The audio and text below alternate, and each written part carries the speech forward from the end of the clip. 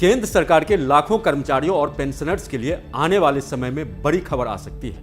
8वें वेतन आयोग को लेकर चर्चा तेज हो गई है और अब ट्रेड यूनियन और कर्मचारी यूनियन भी खुलकर मैदान में उतर आई हैं। देश के बड़े ट्रेड यूनियन संगठनों में से एक all India trade union Congress यानी AITUC ने 8वें वेतन आयोग के सामने 12 मांगे रख दी हैं। इन मांगों में फिटमेंट फैक्टर बढ़ाने से लेकर ओल्ड पेंशन स्कीम की बहाली, सालाना इंक्रीमेंट बढ़ाने और प्रमोशन सिस्टम में बदलाव तक कई बड़े मुद्दे शामिल हैं। अगर इनमें से कुछ मांगे भी मान ली जाती हैं तो केंद्र सरकार के कर्मचारियों की सैलरी, पेंशन और सुविधाओं में बड़ा बदलाव देखने को मिल सकता है। सवाल है कि आखिर ये 12 मांगे क्या हैं और इनका असर कर्मचारियों की सैलरी और भविष्य पर कितना पड़ सकता है। नमस्कार, मैं हूं पंकज मिश्रा। आइए इस पूरी खबर को विस्तार से समझते हैं। देश में जब भी नया वेतन आयोग आता है तो सबसे ज्यादा चर्चा सरकारी कर्मचारियों के बीच होती है। वजह साफ है, क्योंकि वेतन आयोग की सिफारिशों के आधार पर ही कर्मचारियों की सैलरी, भत्ते और पेंशन तय होते हैं। अभी देश में 7वां वेतन आयोग लागू है और उसके आधार पर ही कर्मचारियों को वेतन मिल रहा है। लेकिन अब 8वें वेतन आयोग को लेकर चर्चा तेज हो गई है। ट्रेड यूनियन और कर्मचारी संगठन लगातार अपनी मांगें सरकार और आयोग के सामने रख रहे हैं। इसी कड़ी में AITUC ने आयोग की अध्यक्ष जस्टिस रंजना प्रकाश देसाई को एक पत्र लिखकर 12 अहम मांगे रखी हैं। यूनियन का कहना है कि पिछले कुछ सालों में महंगाई काफी बढ़ गई है और कर्मचारियों का खर्च भी तेजी से बढ़ा है। ऐसे में वेतन ढांचे में बड़ा बदलाव जरूरी है। कर्मचारियों का तर्क है कि अगर वेतन और भत्ते में पर्याप्त बढ़ोतरी नहीं होती है तो सरकारी कर्मचारियों की आर्थिक स्थिति पर असर पड़ सकता है। इसलिए इस बार वेतन आयोग से बड़ी उम्मीदें लगाई जा रही हैं। फिटमेंट फैक्टर 3.0 करने की मांग। AITCU की सबसे बड़ी और अहम मांग फिटमेंट फैक्टर को लेकर है। फिटमेंट फैक्टर वही आधार होता है जिसके जरिए कर्मचारियों की नई बेसिक सैलरी तय होती है। 7वें वेतन आयोग में फिटमेंट फैक्टर 2.57 रखा गया था, यानी कर्मचारियों की बेसिक सैलरी को 2.57 से गुना करके नई सैलरी तय की गई थी। लेकिन अब ट्रेड यूनियन चाहती है कि 8वें वेतन आयोग में इसे बढ़ाकर कम से कम 3.0 किया जाए। यूनियन का कहना है कि अगर फिटमेंट फैक्टर 3.0 हो जाता है तो कर्मचारियों की बेसिक सैलरी में बड़ा उछाल आ सकता है। उदाहरण के तौर पर अगर किसी कर्मचारी की बेसिक सैलरी 18,000 रुपये है तो फिटमेंट फैक्टर 3.0 होने पर यह सीधे 54,000 रुपये तक पहुंच सकती है। हालांकि अंतिम सैलरी कई अन्य कारकों पर भी निर्भर करती है, लेकिन यह स्पष्ट है कि फिटमेंट फैक्टर बढ़ाने से कर्मचारियों की आय में बड़ा फर्क पड़ सकता है। यही वजह है कि कर्मचारी संगठन इस मांग को सबसे अहम मान रहे हैं। AITCU ने सैलरी तय करने के तरीकों में भी बदलाव की मांग की है। अभी तक 7वें वेतन आयोग में सैलरी तय करने के लिए फिटमेंट फैक्टर और फैमिली यूनिट का फॉर्मूला इस्तेमाल किया जाता था। इस फॉर्मूले के तहत परिवार की 3 यूनिट मानी जाती थी। इसमें पति, पत्नी और 2 बच्चे को शामिल किया गया था। लेकिन ट्रेड यूनियन का कहना है कि आज के समय में परिवार की जिम्मेदारियां बढ़ गई है। कई कर्मचारियों को अपने माता पिता की भी देखभाल करनी पड़ती है। ऐसे में सैलरी तय करते समय इस पहलू को भी ध्यान में रखा जाना चाहिए। इसलिए यूनियन ने प्रस्ताव दिया है कि फैमिली यूनिट को बढ़ाकर 5 यूनिट किया जाए, यानी पति, पत्नी, 2 बच्चों के साथ माता पिता को भी इसमें शामिल किया जाए।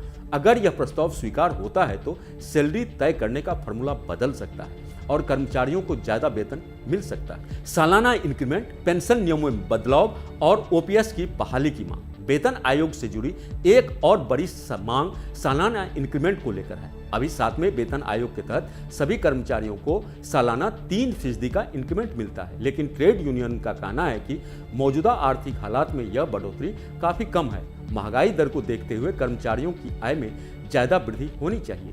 इसलिए AITUC ने मांग की है कि सालाना इंक्रीमेंट को बढ़ाकर कम से कम 6% तक किया जाए। यूनियन का तर्क है कि अगर यह मांग मान ली जाती है तो कर्मचारियों की आय हर साल तेजी से बढ़ेगी। इससे उनकी आर्थिक स्थिति बेहतर होगी और महंगाई का असर भी कम होगा। कर्मचारियों के बीच यह मांग काफी लोकप्रिय मानी जा रही है, क्योंकि इससे हर साल मिलने वाले वेतन वृद्धि दोगुनी हो सकती है। AITUC ने पेंशन से जुड़े नियमों में भी बड़ा बदलाव करने की मांग की है। यूनियन का कहना है कि नेशनल पेंशन सिस्टम यानी एनपीएस और यूनिफाइड पेंशन स्कीम कर्मचारियों के लिए उतनी सुरक्षित नहीं है जितनी पुरानी पेंशन व्यवस्था। इसलिए यूनियन ने मांग की है कि ओल्ड पेंशन स्कीम यानी ओपीएस को फिर से लागू किया जाए। ओपीएस में कर्मचारियों को रिटायरमेंट के बाद निश्चित पेंशन मिलती थी जो उनके अंतिम वेतन पर आधारित होती थी।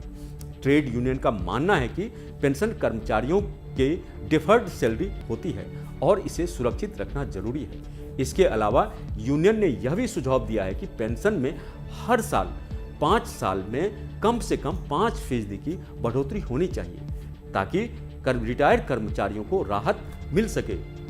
प्रमोशन सिस्टम में बदलाव, पेंशन कम्यूटेशन और लीव इनकेसमेंट पर प्रस्ताव।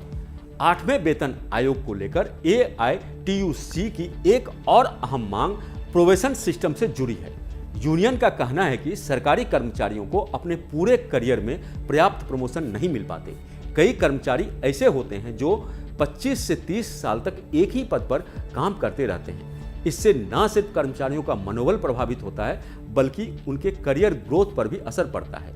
इसलिए ट्रेड यूनियन ने मांग की है कि किसी भी सरकारी कर्मचारी को अपने 30 साल के करियर में कम से कम 5 प्रमोशन मिलना चाहिए। यूनियन का तर्क है कि अगर प्रमोशन की यह व्यवस्था लागू होती है तो कर्मचारियों को आगे बढ़ने का मौका मिलेगा और वे ज़्यादा से ज़्यादा प्रेरित होकर काम करेंगे। इसके अलावा इससे प्रशासनिक व्यवस्था में भी नई ऊर्जा आएगी क्योंकि समय समय पर जिम्मेदारियों में बदलाव से कामकाज की गति बेहतर हो सकती है। एआईटीयूसी ने पेंशन से जुड़े कुछ और नियमों में बदलाव का सुझाव दिया है। फिलहाल जब तक कोई सरकारी कर्मचारी रिटायर होता है तो वह अपनी पेंशन का एक हिस्सा कम्यूट कर सकता है यानी एक मुश्त राशि के रूप में ले सकता है। इसके बाद यह राशि 15 साल बाद दोबारा बहाल होती है। लेकिन ट्रेड यूनियन का कहना है कि यह अवधि बहुत लंबी है, इसे घटाया जाना चाहिए। यानी यूनियन ने प्रस्ताव दिया है कि पेंशन कम्यूटेशन की बहाली अवधि को 15 साल से घटाकर 11 या 12 साल कर दिया जाए। इसके अलावा लीव इनकेसमेंट को लेकर भी मांगे रखी गई है। अभी किसी भी कर्मचारी को रिटायरमेंट के समय अधिकतम 300 दिन की छुट्टियों का इनकेसमेंट मिलता था। यूनियन चाहती है कि इस सीमा को बढ़ाकर 450 दिन कर दिया जाए। उनका मानना है कि लंबे समय तक काम करने वाले कर्मचारियों को इसका फायदा मिलना चाहिए। जोखिम भत्ता और मेडिकल सुविधाओं को लेकर सुझाव। एआईटीयूसी ने कर्मचारियों के लिए अतिरिक्त सुविधाओं की भी मांग की है। यूनियन का कहना है कि कई कर्मचारी कठिन परिस्थितियों में काम करते हैं और उन्हें जोखिम भत्ता या हार्डशिप अलाउंस मिलना चाहिए। इसलिए रिस्क और हार्डशिप अलाउंस को बढ़ाने का सुझाव दिया गया है। इसके साथ ही कर्मचारियों और उनके परिवारों के लिए बेहतर मेडिकल सुविधाएं देने की भी मांग उठाई गई है।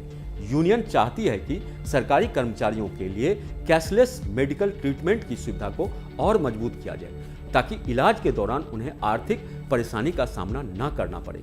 इसके अलावा महिलाओं के लिए मेंस्ट्रुअल लीव और पुरुष कर्मचारियों के लिए पितृत्व अवकाश देने की भी मांग की गई है। यूनियन का मानना है कि आधुनिक कार्यस्थल के हिसाब से इन सुविधाओं को लागू करना जरूरी है। एआईटीयूसी ने कुछ विशेष क्षेत्रों में काम करने वाले कर्मचारियों के लिए अलग से प्रस्ताव भी रखा है। यूनियन का कहना है कि रेलवे, केंद्रीय सशस्त्र पुलिस बल यानी सीएपीएफ और रक्षा के क्षेत्र के सिविल कर्मचारी अक्सर जोखिम भरी परिस्थितियों में काम करते हैं। इसलिए अगर ड्यूटी के दौरान कोई बड़ा हादसा हो जाता है तो उन्हें उचित मुआवजा मिलना चाहिए। यूनियन ने सुझाव दिया है कि ड्यूटी के दौरान मौत होने पर परिवार को कम से कम 2 करोड़ रुपये का मुआवजा दिया जाए। गंभीर हादसे की स्थिति में 1.5 करोड़ रुपये और छोटे हादसे के मामले में 10 से 25 लाख रुपये तक का मुआवजा दिया जाना चाहिए। इसके साथ ही यूनियन ने अग्निवीर योजना को लेकर भी अपनी चिंता जाहिर की है और अस्थायी भर्ती व्यवस्था जारी रखने की मांग की है। उनका कहना है कि सुरक्षा बलों में लंबे समय तक सेवा करने वाले प्रशिक्षित जवानों की जरूरत होती है। कॉन्ट्रैक्ट जॉब और आउटसोर्सिंग खत्म करने की मांग। एआईटीयूसी ने केंद्र सरकार की नौकरियों में कॉन्ट्रैक्ट जॉब और आउटसोर्सिंग के बढ़ते चलन पर भी सवाल उठाए हैं। यूनियन का कहना है कि सरकारी विभागों में बड़ी संख्या में पद खाली है, लेकिन नियमित भर्ती के बजाय कॉन्ट्रैक्ट और आउटसोर्सिंग के जरिए काम कराया जा रहा है। इससे कर्मचारियों को नौकरी की सुरक्षा नहीं मिलती और उनके अधिकार भी सीमित हो जाते हैं। इसलिए यूनियन ने मांग की है कि सरकार इन व्यवस्थाओं को खत्म करें और सभी खाली पदों को नियमित भर्ती के जरिए भरे। यूनियन का अनुमान है कि केंद्र सरकार के विभिन्न विभागों में करीब 15 लाख पद खाली हैं। अगर इन पदों पर अस्थायी भर्ती की जाती है तो न सिर्फ युवाओं को रोजगार मिलेगा बल्कि सरकारी कामकाज भी बेहतर होगा। AITCU ने प्रोडक्टिविटी लिंक्ड बोनस यानी PLB की सीमा को लेकर भी बदलाव का सुझाव दिया है। फिलहाल कई कर्मचारियों को मिलने वाला बोनस 30 दिनों के लिए अधिकतम 7,000 रुपये तक सीमित है। यूनियन का कहना है कि यह सीमा बहुत कम है, इसे हटाया जाना चाहिए। यूनियन ने प्रस्ताव दिया है कि बोनस को कर्मचारियों की वार्षिक बेसिक सैलरी से जोड़ा जाए और कम से कम 30 दिन की बेसिक सैलरी के बराबर दिया जाए। इसके अलावा यूनियन ने सैलरी स्ट्रक्चर में समानता लाने की भी मांग की है। उनका कहना है कि सरकारी कर्मचारियों की न्यूनतम और अधिकतम सैलरी के बीच का अंतर बहुत ज़्यादा नहीं होना चाहिए। इसलिए उन्होंने सुझाव दिया है कि न्यूनतम और अधिकतम सैलरी का अनुपात 1:10 होना चाहिए। फिलहाल यह अनुपात लगभग 1:14 है। क्या सरकार मान सकती है ये मांगे? अब सबसे बड़ा सवाल यही है कि क्या सरकार इन मांगों को स्वीकार करेगी? जानकारों का मानना है कि वेतन आयोग की सिफारिशें कई आर्थिक पहलुओं को ध्यान में रखकर तय की जाती है। सरकार को कर्मचारियों की मांगों के साथ साथ देश की आर्थिक स्थिति और बजट पर पड़ने वाले असर को भी देखना पड़ता है। इसलिए यह जरूरी नहीं है कि सभी मांगें पूरी तरह स्वीकार कर ली जाए, लेकिन इतना तय है कि कर्मचारियों के दबाव और ट्रेड यूनियनों की मांग के चलते वेतन आयोग कई अहम बदलावों पर विचार कर सकता है। अगर फिटमेंट फैक्टर, इंक्रीमेंट और भत्तों में कुछ भी बढ़ोतरी होती है तो इसका फायदा लाखों कर्मचारियों और पेंशनर्स को मिलेगा।